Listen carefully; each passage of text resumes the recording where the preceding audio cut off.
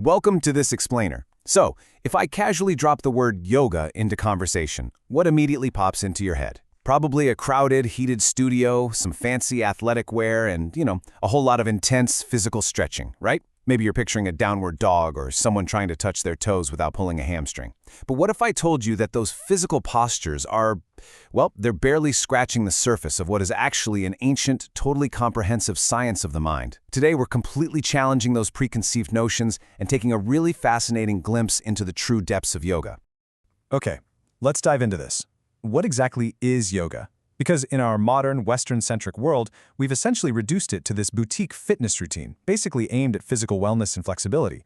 But the original texts and the spiritual gurus who literally kept us alive over millennia, they tell a completely different story. Yoga isn't just about having a flexible body. Not at all. It's this profound, multidimensional approach to experiencing ultimate reality. It's a complete way of life. To really wrap our heads around this, we've got to look at the root of the word. The word yoga actually comes from the ancient Sanskrit root yuj, and yuj means to yoke, unite, integrate, or cohere. Basically, it represents the absolute highest state of union between your individual consciousness and universal consciousness. It's the whole shebang. The root yuj also points directly to samadhi, which translates to a state of complete absorption or trance. So we're definitely not talking about burning calories here. We are talking about an ancient, complete science of self-realization. Let's put this ultimate objective into perspective. Listen to this absolutely powerful quote from Swami Vivekananda. He said, "Each soul is potentially divine. The goal is to manifest this divinity within by controlling nature, external and internal." He actually goes on to say that doing this, whether it's through work, worship, psychic control, or philosophy, and thereby becoming free, that is the whole of religion. Everything else, the rituals, the doctrines, the forms, they're just secondary details.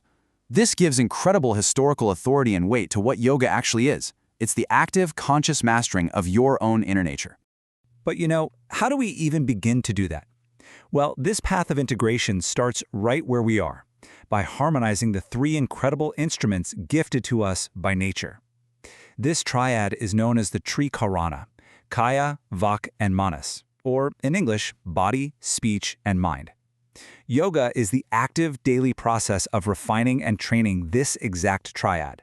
It starts intimately with the individual, and then eventually it expands outward to encompass your society, your nation, and literally all of humanity. Let's move to our first major area and see how this builds: the ancient roots of yoga. We're going to peel back the layers of history here to discover just how ancient this practice really is. Because believe me, this framework didn't just pop up a few hundred years ago. From the ancient Indian perspective, all streams of knowledge originate straight from the Creator, and yoga is absolutely no exception. The ancient texts state that Hiranyanarbha, the Creator, is the original knower of yoga. From there, the knowledge was passed to the sun god Vivaswan, who taught it to Manu, the very first man, who then instructed the ancient king Ikshwaku. This amazing, unbroken chain of saintly kings carried the science forward. Though as Krishna notes in the Bhagavad Gita, over vast stretches of time, portions of it definitely were temporarily lost to the world. Next up, decoding the Yoga Sutras.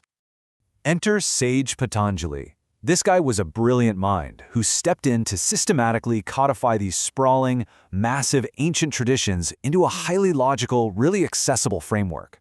Now, what's really interesting about this slide is how perfectly Patanjali addressed the Trikarna we just talked about.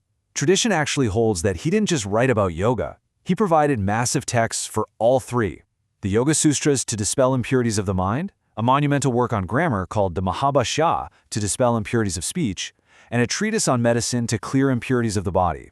He literally handed humanity a complete toolkit for total physical and mental refinement. If we look specifically at the Yoga Sutras, Patanjali managed to condense this massive science into just 195 short aphorisms, or sutras, divided very logically into 4 padas, or chapters. First, you've got Samadhi Pada, which lays out the theory and the ultimate goal of samadhi. Next is Sadhana Pada, giving us the actual practical methods and strategies. And by the way, this is where the famous 8 limbs of Ashtanga Yoga live. Then, Vibhuti Pada discusses extraordinary accomplishments, or siddhis. And finally, Kaivalya Pada addresses the ultimate liberation from all suffering. It is basically a progressive roadmap, meticulously designed for everyone from the absolute beginner to the master. Moving to our next section, understanding your restless mind. So, why are these ancient texts so urgently practical for us today? Well, because they address a completely universal human problem that honestly hasn't changed one bit in thousands of years. Our chaotic, easily distracted brains. In Patanjali's framework, he defines yoga simply as the cessation of the fluctuations of the mind. The Sanskrit term for mind here is chitta. It's basically the dynamic locus of your cognition, volition, emotion, feeling, and action. But here is the catch. The chitta constantly modifies itself to match whatever object or emotion it connects with. These modifications are called vrittis, which literally translates to whirlpools of thought. Just imagine that. Constant whirlpools in your head. To make sense of this, ancient thinkers used a really beautiful metaphor comparing the mind to a lake. And this brilliantly illustrates our daily struggle. Imagine throwing a heavy stone into a totally serene lake. It creates ripples all across the surface, right? Those are the vrittis, the thought waves created by you perceiving objects and feeling emotions. But your true self, your pure consciousness, that's like the calm bottom of the lake.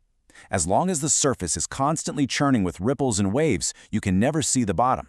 Your racing thoughts literally obscure your true self. So, what exactly is causing all these ripples? Well, the mind possesses three inherent qualities, or gunas, that are constantly competing for dominance, kind of like a massive tug of war. We have sattva, which is purity and illumination, rajas, which is activity and passion, and tamas, which is inertia and dullness. These gunas make up your inward constitution and they drive your outward behavior in every single moment of your life. When sattva dominates, you feel steady, happy, and crystal clear. When rajas spikes, you feel intense passion, but because it's imbalanced, it usually quickly leads to anger, lust, or greed. And tamas? Yeah, that's when you feel lazy, dull, dejected, and just completely unmotivated. We've all been there. Which brings us to overcoming the mind's obstacles. Okay, so we've diagnosed the problem. Now let's look at Patanjali's cure. Because of the constant battle of those three gunas, our minds naturally operate in one of these 5 planes or states. Number 1, kshipta, completely restless. Number 2, mudha, dull and heavy. Number 3, vikshipta, easily distracted. Does that sound familiar? I mean, most of us spend our entire days bouncing rapidly between those first 3. But the text explicitly tells us that true yoga is absolutely not attainable in those chaotic states. We have to train our minds to finally reach the last 2. Ekagra, which is highly concentrated, and niruddha, completely restrained and mastered.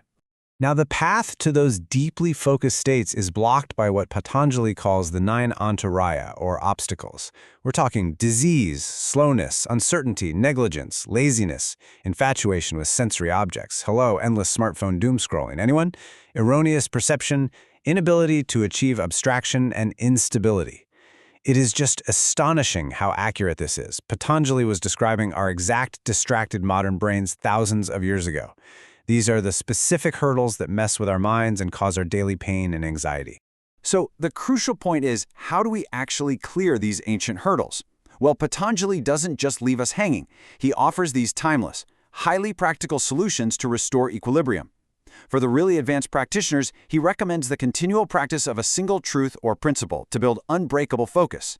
But for the rest of us just navigating daily life, he advocates a profound psychological shift in attitude. Cultivate friendliness towards the joyful, show deep compassion for the sorrowful, find delight in the virtuous, and maintain a totally neutral apathy towards the evil.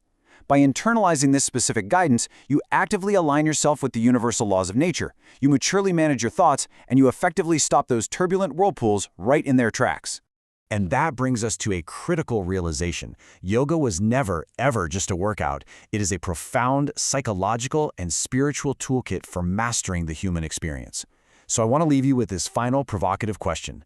Now that you know its true purpose, how will you use the ancient science of yoga to master your own restless mind? Think about those whirlpools of thought today and see if you can quiet the surface just enough to finally find the calm bottom of the lake. Thanks so much for joining me on this explainer, and I hope this knowledge empowers you to find a deeper sense of clarity and focus.